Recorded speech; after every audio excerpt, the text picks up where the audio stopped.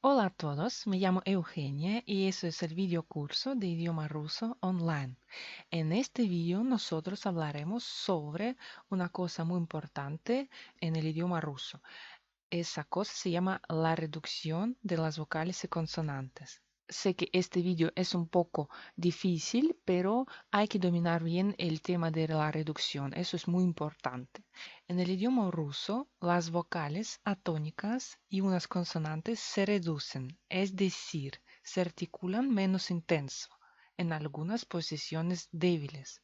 En estos casos parece que los músculos de la cara se aflojan un poco, se relajan, como si uno estuviera perezoso para hablar. Es así. Vamos a ver qué significa en general la reducción de las vocales, por ejemplo. Aquí tenemos ejemplo. En español decimos la corona. Pronunciamos cada vocal así como es, la corona. ¿Y qué pasa en el idioma ruso? Tenemos la misma palabra, corona, se escribe también corona, pero los rusos la pronuncian así, corona. Eso es la reducción cuando se escribe corona, oficialmente es corona, pero se pronuncia carona. Eso es la reducción cuando O se convierte en una A. No hace falta aprender todas las reglas de la reducción, excepto la reducción de O y Y, porque O y Y se encuentran mucho. El resto se puede aprender con el tiempo. Lo suficiente es tener en cuenta el fenómeno de la reducción. La reducción de las vocales. Tenemos dos vocales que se reducen en la posición atónica. La posición atónica. ¿Qué significa eso? Cuando el acento no cae en este sonido. El sonido O se convierte en sonido A, el sonido Y se convierte en sonido I.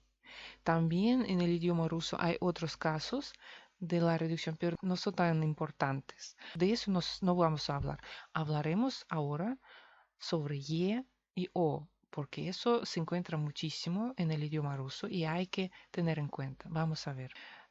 ¿Cómo O se convierte en A? En la sílaba atónica, la vocal O se pronuncia como A. O se pronuncia como A. ¿Por qué y cuándo? Vamos a ver. Cogemos palabra molocó, la leche. Molocó. Se escribe así, molocó. Oficialmente, así se lee, sin reducción, oficialmente. Molocó, o. Y también aquí tenemos ejemplo con la reducción. ¿Qué pasa cuando nosotros, los rusos, hablamos? Tenemos molocó, pero pronunciamos malacó.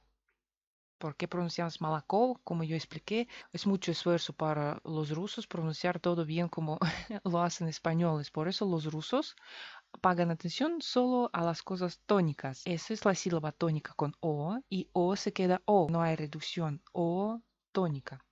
Y aquí tenemos A. No hay acento, pues se convierte en A. Aquí tenemos en la sílaba tónica O se convierte en A. Malaco. Moloco es mucho esfuerzo. Malaco es mucho más fácil. Así piensan los rusos y lo pronuncian así. Y eso se encuentra en muchos casos. Seguimos. En la sílaba tónica, la vocal Y se pronuncia como I.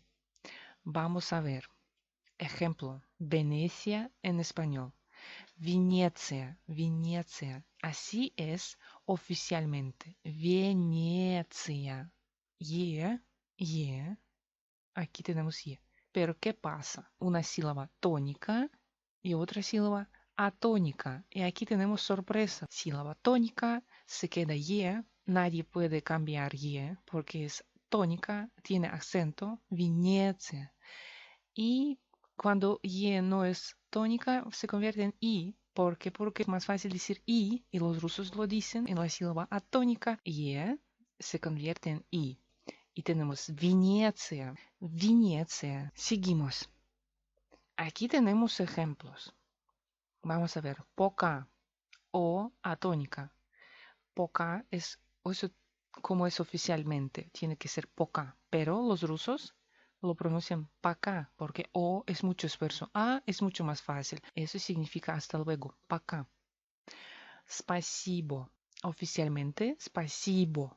Pero, ¿qué pasa? Tenemos sílaba tónica O. significa que esa letra va a tener reducción. Spasiba, esta letra sufre la reducción. No se articula bien y se convierte en A. Spasiba en el habla corriente. Spasiba significa gracias. Хорошо.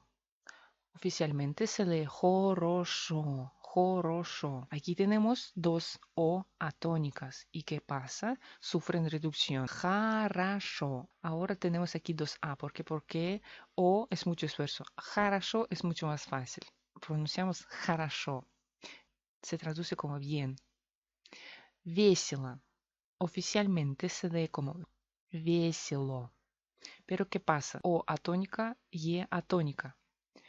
Al final tenemos весело. Y se convierte en I o se convierte en A. Parece que tenemos otra palabra, pero no. Simplemente relajamos la boca y pronunciamos весело, весело. No hace falta hacer mucho esfuerzo. Se traduce como alegre. La reducción de las consonantes.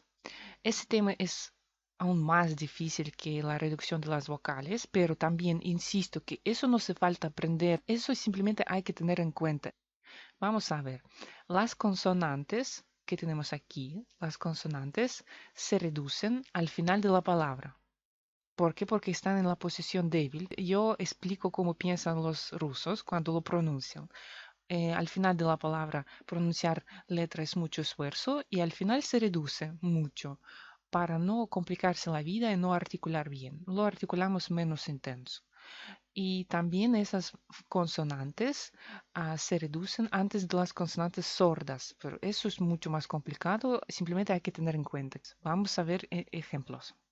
Ejemplos. Aquí tenemos ejemplos para cada letra. Tenemos 6 letras que tienen reducción, 6 consonantes. Vamos a ver. Zub.